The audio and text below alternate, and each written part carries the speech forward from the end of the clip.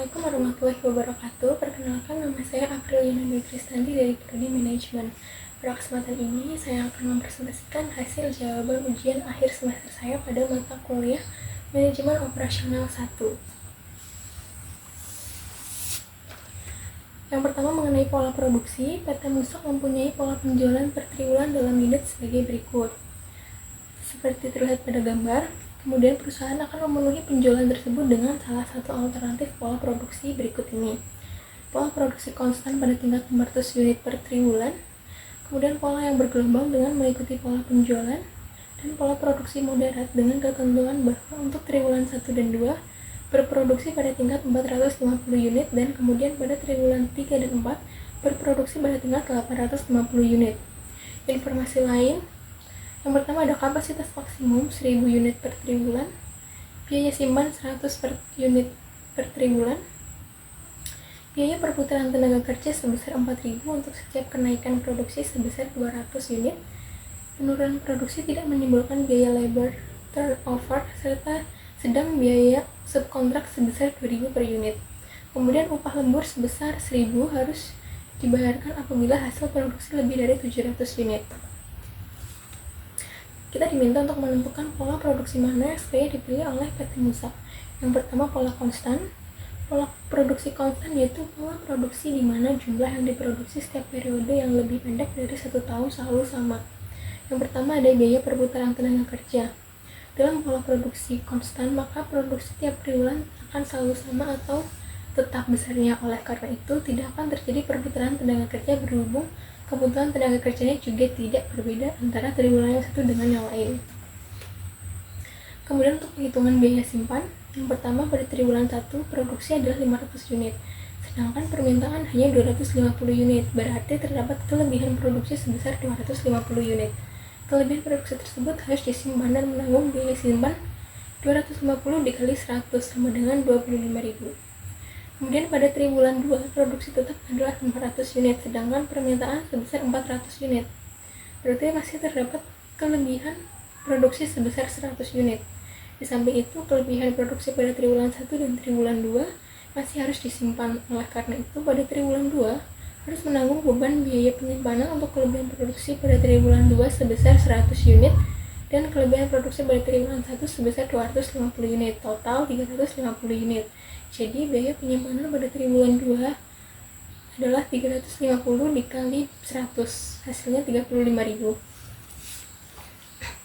Pada triwulan 3 produksi tetap sebesar 500 unit, padahal permintaan naik menjadi 1050 unit, berarti terjadi kekurangan produksi sebesar 550 unit. Akan tetapi pada saat itu memiliki persediaan dari triwulan sebelumnya sebesar 350 unit, yaitu 250 unit dari triwulan 1 dan 100 unit dari triwulan 2. Oleh karena itu kekurangannya adalah 550 unit dikurangi 350 unit atau 200 unit saja. Kekurangan ini tidak menimbulkan biaya simpan, akan tetapi harus ditutup dengan subkontrak dari perusahaan lain. Kemudian pada triwulan 4, produksi masih tetap 500 unit karena konstan, sedangkan permintaan turun menjadi 450 unit, sehingga terjadi overproduksi lagi sebesar 50 unit, berarti harus menanggung biaya simpan sebesar 50 dikali 100 sama dengan 5.000.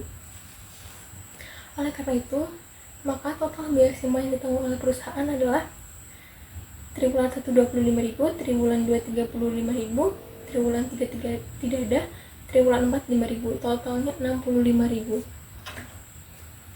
Kemudian untuk biaya subkontrak terjadi apabila mengalami kekurangan produksi untuk menutupi permintaan. Hal ini terjadi pada triwulan 3, di mana produksi hanya 500 unit ditambah persediaan yang masih ada 350 unit.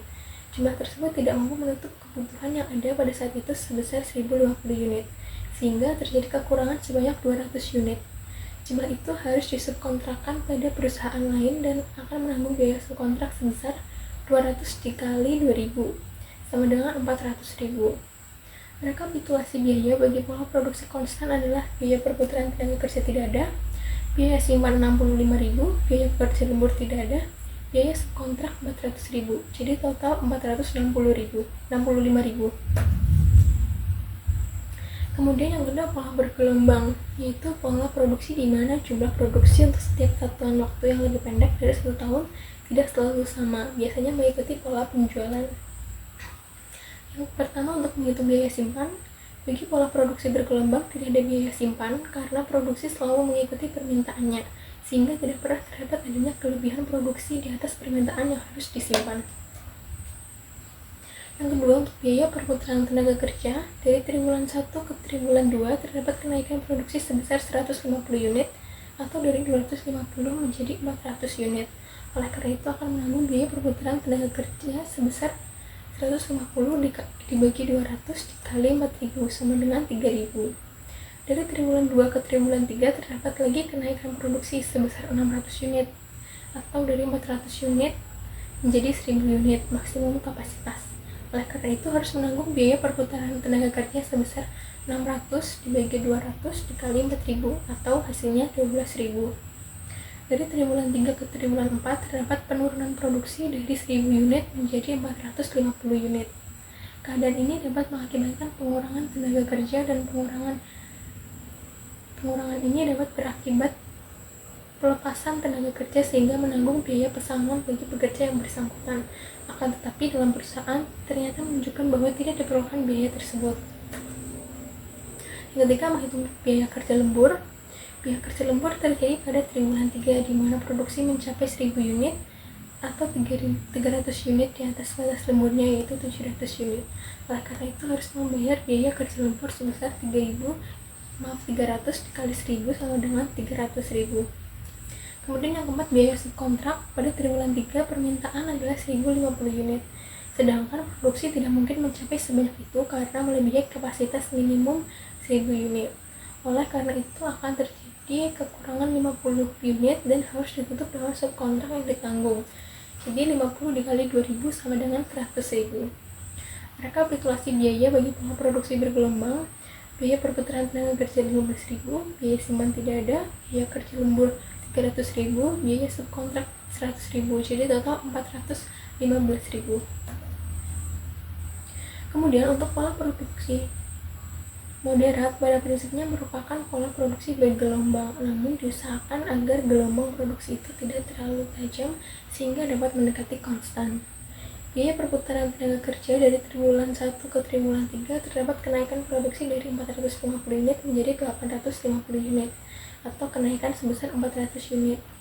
Padahal tiap kenaikan produksi sebesar 200 unit akan mengakibatkan biaya perputaran tenaga kerja sebesar 4.000. Oleh karena itu akan terdapat biaya perputaran tenaga kerja sebesar 400 dibagi 200 dikali 4.000 sama dengan 8.000. Kemudian untuk biaya simpan, pada triwulan 1 terdapat kelebihan produksi di atas permintaan yaitu 450 dikurangi 250 unit sama dengan 200 unit. Jadi harus menanggung biaya simpan sebesar 200 unit dikali 100 hasilnya 20.000. Pada triwulan 2, permintaan 400 unit sedangkan produksi 450 unit. Jadi terdapat kelebihan 50 unit.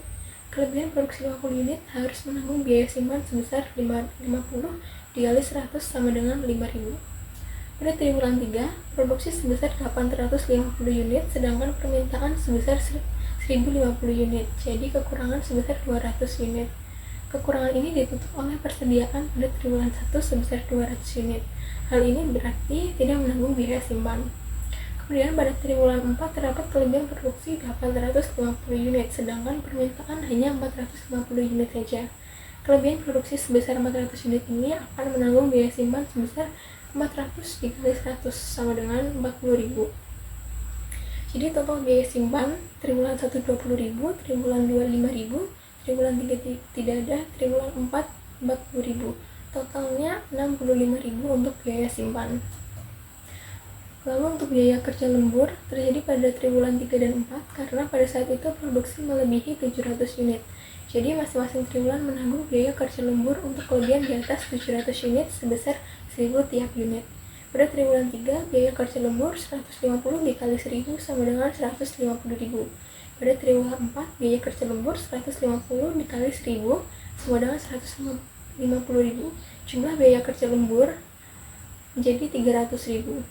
Kemudian untuk biaya subkontrak, dalam pola produksi moderat, perusahaan tidak terjadi kekurangan produksi dan persediaan untuk menutup permintaan. Oleh karena itu tidak menanggung biaya subkontrak untuk menutup kekurangan produksi. Rekapitulasi biaya bagi pola produksi moderat adalah biaya perputaran tenaga kerja 8.000, biaya simpan 65.000, biaya kerja lembur 300.000, biaya subkontrak tidak ada. Jadi total biaya bagi pola produksi moderat adalah 373.000. Total biaya masing-masing pola produksi, yang pertama konstan 465.000, bergelombang 415.000, dan yang ketiga moderat 373.000. Pola produksi yang sebaiknya dipilih oleh PT Musak adalah pola produksi moderat, karena pola ini menghasilkan biaya paling rendah di antara ketiga pola produksi yang lain. Dengan menggunakan pola produksi moderat, perusahaan dapat menekan biaya tambahan yang dikeluarkan sehingga dapat meminimalkan biaya produksi. Yang kedua yaitu manajemen proyek. Berdasarkan soal, kita diminta untuk menggambarkan jaringan proyeknya. Yang pertama, diagram jaringan AON. Diagram jaringan AON didasarkan pada titik. Jadi, kegiatan A pendahulunya adalah 0 dan kegiatan B pendahulunya tidak ada juga. Untuk mulai kita boleh ditulis atau boleh tidak. Jadi, dari mulai ke A, kemudian dari mulai ke B. Untuk C pendahulunya adalah A, sehingga dari A ke C, dan untuk D pendahulunya ada B dan C. Kemudian untuk E pendahulunya ada B dan C juga. Untuk F pendahulunya dari D, dan untuk G pendahulunya dari E dan F. Kemudian untuk diagram jaringan AOA didasarkan pada panah, jadi untuk kegiatan kita tuliskan pada bagian panahnya, bukan pada titiknya. Untuk hasil bisa terlihat seperti pada di gambar. Yang kedua, diminta untuk melakukan perhitungan slack time dan jalur kritis pada proyek. Jalur kritis adalah jalur waktu terpanjang yang melalui jaringan. Untuk mengetahui jalur kritis, perlu menghitung dua waktu awal dan akhir untuk setiap kegiatan. Hal ini didefinisikan sebagai berikut: mulai terdahulu atau earliest start atau ES, selesai terdahulu earliest finish atau EF, mulai terakhir latest start atau LS, dan selesai terakhir latest finish atau LF. Untuk menentukan jalur kritis digunakan proses two pass yang terdiri dari forward pass dan backward pass. ES dan EF ditentukan selama forward pass, sedangkan LS dan FF ditentukan selama backward pass. Berdasarkan tabel soal, telah membuat dua waktu awal dan akhir untuk setiap kegiatan, dimulai dari A.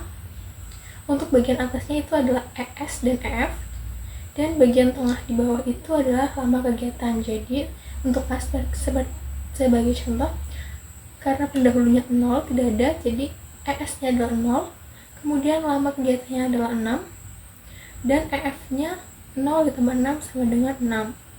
Kemudian menuju B, kegiatan pendahulunya adalah 0, lama kegiatan 7, jadi ES nya 0, lama kegiatan 7, dan EF nya 7, karena 0 ditambah 7. Kemudian untuk C, pendahulunya adalah A, jadi ES nya adalah 6, lama kegiatan 5, 6 ditambah 5, EF nya sama dengan 11. Kemudian untuk D, pendahulunya adalah B dan C. Di sini kita ambil dari yang terdekat. Di sini ada B, jadi ES nya adalah 7, lama kegiatan 6, EF nya adalah 7 ditambah 6, 13. Kemudian untuk E, pendahulunya adalah B dan C. Diambil yang terdekat adalah C, ES nya adalah 11, lama kegiatan 5, 11 tambah 5 sama dengan 16 sebagai EF nya. Kemudian untuk F, pendahulunya adalah D, jadi ES nya adalah 13 ditambah lama kegiatan 8 sama dengan EF nya 21. Kemudian untuk G, pendahulunya adalah E dan F. Di sini kita ambil ES nya adalah 21, lama kegiatan 4, jadi EF nya adalah 25. Kemudian untuk proses LS dan LF adalah backward. Jadi untuk G nya, LF nya kita ambil dari sama dengan F, yaitu 25. LF nya adalah 25 dikurangi lama kegiatan, dikurangi 4, jadi LS nya adalah 21. untuk D. Kemudian kita mundur untuk F, 21 untuk LF-nya dikurangi 8 lama kegiatan adalah LS-nya 13. Kemudian untuk E, LF-nya adalah 21 dikurangi 5, LS-nya adalah 16. Untuk D, LF-nya adalah 13 dikurangi 6, LS-nya adalah 7. Kemudian untuk B, mundur ke belakang, LF-nya adalah 7, lama kegiatan 7, LS-nya adalah 0. Kemudian untuk C, karena C bisa ke D dan E, jadi kita ambil LS-nya yang minimal, ada 7 dan 16, D 7, E 16, jadi kita ambil minimalnya 7, LF-nya adalah 7 dikurangi lama kegiatan 5, LS-nya adalah 2. Kemudian untuk A, LF-nya adalah 2 dikurangi 6, jadi LS-nya adalah min 4. Setelah membuat jalur perhitungan dua waktu awal dan akhir, selanjutnya dapat menghitung slack time dengan rumus LS dikurangi ES atau LF dikurangi EF. Slack time adalah waktu bebas dari sebuah kegiatan.